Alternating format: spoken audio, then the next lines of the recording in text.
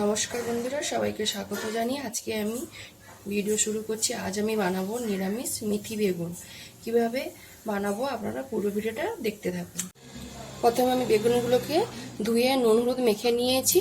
আর দেখুন এরকম গোটা গোটা আমি রেখেছি। এভাবে পুরো নুন হলুদ মেখে নিয়েছি। আর এদিকে মশলা নিয়েছি কালো সাদা সরষে, কাঁচা লঙ্কা, পোস্ত। এবারে প্রথমে বেগুনগুলোকে আমি ভেজে নেব। সরষের তেল গরম করে নিয়েছি। এবারে বেগুনগুলো আমি ভেজে নেব। বেগুনগুলো আমি সব লাল লাল করে ভেজে নিয়েছি। এবারে আমি তুলে নেব। এবারে ওই তেলে আমি ফোড়নে দিয়ে দেবো কালো জিরে, আর দিয়ে দেবো কেটে রাখা টমেটো কুচনো।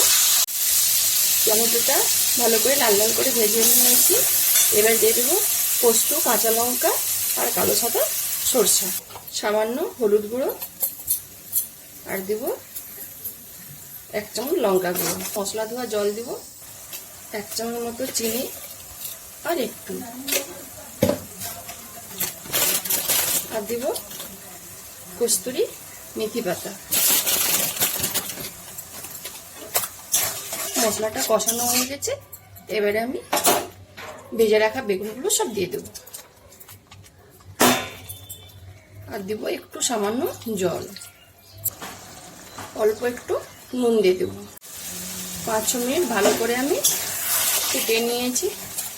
এবারে উপর থেকে আবার দিয়ে দেব কস্তুরি মেথি পাতা, আর দিয়ে দেবো কাঁচা সরষের তেল, দিয়ে আমি নামিয়ে নিব। মেথি বেগুন তরকারিটা আমি জায়গাতে ঢেলে নিয়েছি।